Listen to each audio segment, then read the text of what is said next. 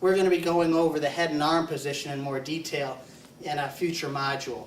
But one situation that sometimes occurs after I've had a head and arm position, I have them either here, in this position, there's a number of grips, and we can have, say we started out on the mat, I keep trying to pull them forward. Again, we're going to be going over a lot of things to do in this position, but I'm going to presume that Colby is a real horse here, and no matter how hard I'm pulling down, he's just out-horsing me here.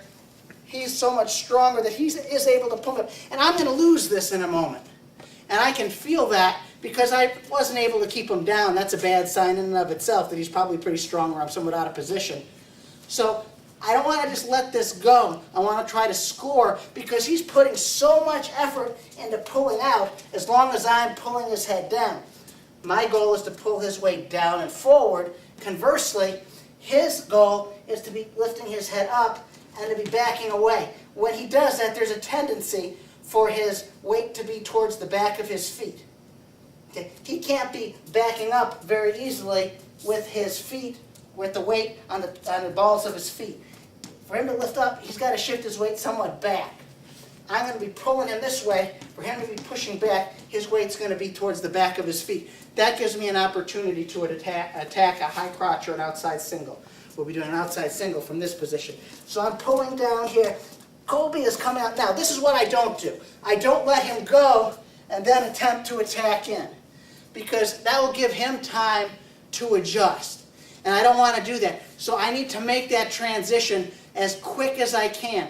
And the best way to think about that transition isn't so much as letting it go and popping in. And you'll notice I kind of exaggerated even by backing up a little. What I want you to do is, as he's coming in, notice how I'm sliding in. So it's like I'm pulling down, he's pulling up, and all of a sudden I let go and I go to the leg. And his momentum, hopefully, will get his weight further back on his feet so that he can't adjust right away, and that'll give me an opportunity to attack in. So I'm here, I'm pulling his weight forward. He's a horse, he's coming out. Now I'm not just going to let go. I'm going to watch this inside hand here. I'm in here. Is this good? You'll notice I'm trying to maintain contact as long as I can throughout the course of that movement. It's not like a pop, maintain space, and then come back in. I'm trying to maintain contact pretty much throughout that whole course of movement, that whole excursion. And she's coming down, watching her do it slow. This comes in.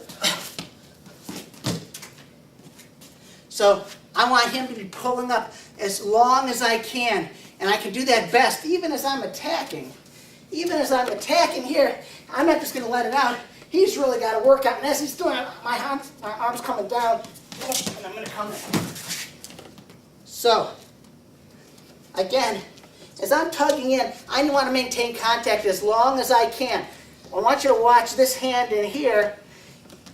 I'm not just going to let his head out and then come in with a lot of space. I'm going to sneak my arm down so I maintain contact pretty much the whole way. So I'm in here, he pulls out. Again, he's pulling. I'm not just going to let it go and attack in. I'm keeping contact the whole time. Right here, I get in the back of his head and keeping contact, and it's... And if you get that notion down, as opposed to letting up, having distance and contact, so then your opponent or your partner can get back in position to defend you, you'll be much more successful. Okay? So the notion is maintaining contact as long as you can.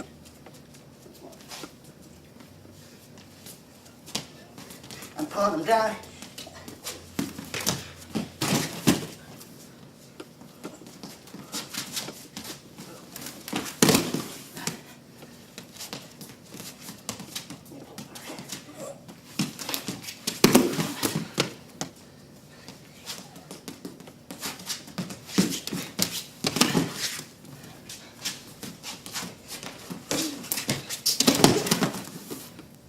Next, another possibility is simply to feign an attack, feign an outside single or head outside single, and then to initiate the real attack.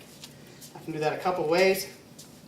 The most basic way is I'm in position here, And what I want to do is I want to fake in to get him to step or to move to get out of position. And then as he's recovering, I come in and I attack.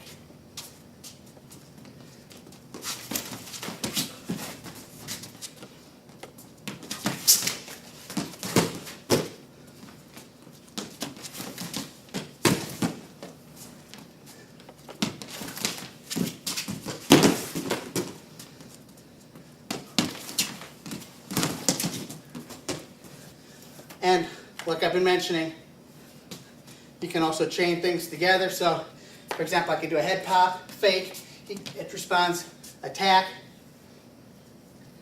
I can do a drag, fake and attack, he responds, and then I attack. So you can again chain things together. The final one I'm going to show, and of course these aren't the only setups possible, but these are a group of basic setups that'll hopefully get you started. And simply, to make sure you keep good position, and this again is going to be more appropriate for jiu-jitsu or submission wrestling or wrestling as opposed to mixed martial arts, because this is a very close range type of situation. And as we had talked about in the previous module, particularly the initial one on setups and stance and such, remember when Colby and I approach each other, there's a habit or a tendency for us to want to make contact with our hands. As we tend to do that, there's a point where our balance actually starts coming slightly forward because we anticipate making contact with each other. And what I'm going to do is I'm going to break that convention and I'm going to just walk in like this. Notice where my head is. Snap my head down, Colby. My head is in pretty good position there. Now if I come in like this, I'm sunk. But I want you to get the notion that many times as you approach your partner or your opponent, they'll tend to tie up. It's critical that you keep your head up when you come in. And what I'm going to do is I'm going to anticipate, because I know I'm not going to be touching him. I'm really looking and trying to anticipate when he's going to touch me. I want Colby to do this slow so I can demonstrate here. So as I'm approaching Colby, he's coming in towards me to tie up. And then I'm going to come in on that high crotch or that outside single. So, I come in, and this isn't something you'd probably do right away against an opponent. You'd probably have made contact a couple times, noticed his tendency to tie up, particularly if you notice that he has a pattern of tying up that's predictable. And then you anticipate that, and that gives you an opportunity to attack again, whether that's going to be a double, a high crotch, or a outside single, or a regular head inside single. So I'm going to keep my level low as I approach in. Then I attack. Again, I'm looking and I'm anticipating for him to tie up. And I want my weight slightly forward. And as soon as he begins his initiation to tie up and his weight slightly forward, that's when I'm coming in. As he's reaching up, that's when I'm coming in.